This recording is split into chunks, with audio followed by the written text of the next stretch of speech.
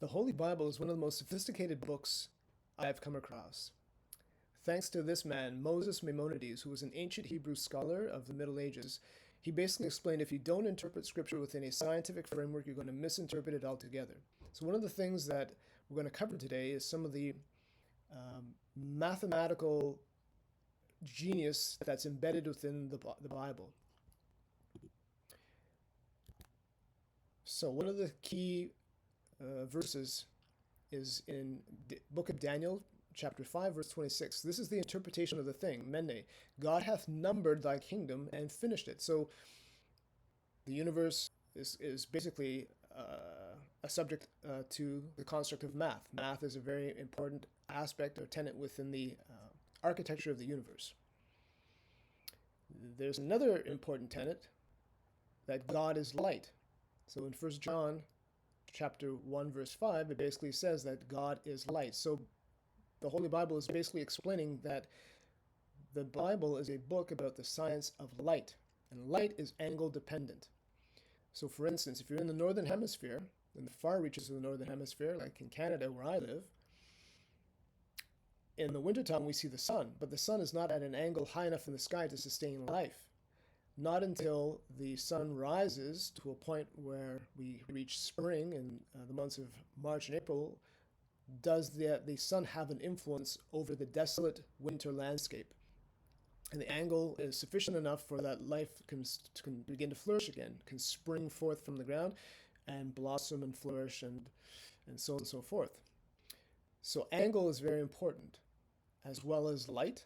And the kingdom, of course, is found within us, Luke 17:21. So there's an important aspect of this whole thing, because as much as we're looking at the universe around us, how does that reflect upon us as well? So this is an important thing to remember. The kingdom is within us, and God numbered the kingdom in Daniel chapter 5, verse 26. So what's really interesting here is that the tribe of Judah camped eastward towards the rising sun. Now, Judah is the founding tribe of Judaism, and they numbered 186,400.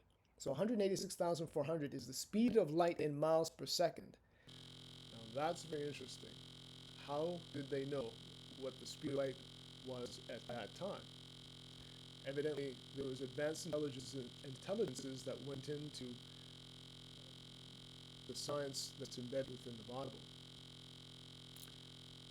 So if we go to the mathematical tangents, the tangent takes a number which represents an angle and gives another number which is called the tangent of x, or just tan x. The angle x can be in degrees or radians. So if I type in 186,400 into my calculator, it gives me a tan x of negative 5.67128182. Now what's really interesting is if I look at the average human gestation period, the average human gestation period is 280 days. So if I put in, just remember this number, negative 5.67128182. I put in 280 days, whoops, gives me the same number. Isn't that interesting? So the tangent of the speed of light is also the tangent for the average gestation period for the human, which is 280 days. Remember, the kingdom was numbered, and the kingdom is within us. So here is a direct correlation between our gestation period in the womb and the speed of light. Now, if I take a calculator and I divide 186,400 divided by 280, that equals 665.7. Now, if I round up, that's 666. Now, 666 is the number of man. Revelation chapter 13, verse 18. Here is the wisdom. Let him that hath understanding count the number of the beast, for it is the number of man, and his number is 603 threescore and 6, which is 666.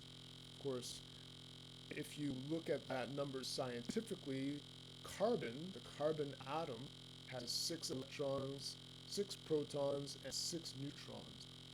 And of course, our body is made up of 80% carbon.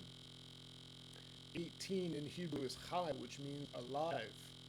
So here's another interesting connection, because chai, C-H-A-I, is one of the favorite numbers in Judaism and in the Hebrew tradition. And it said chai, which is also chi in Taoism, or ki in Japan. And it means live, life essence. There's a connection between the power of that word. It references 18, 6 plus 6 plus 6 equals 18, and we're 18% carbon. So I found that very interesting. And if you take the speed of light and you divide it by the gestation period for the human baby in the womb, which is 280 days, it comes to 666, or 665.7, round up is 666. I'll take that. So that's the message that I wanted to share today. If you find that interesting, please share your comments, your feedback, and don't forget to buy my book, Asset Recovery, Decoding Holy Bible to Awaken Christ Consciousness by way of Kundalini Yoga.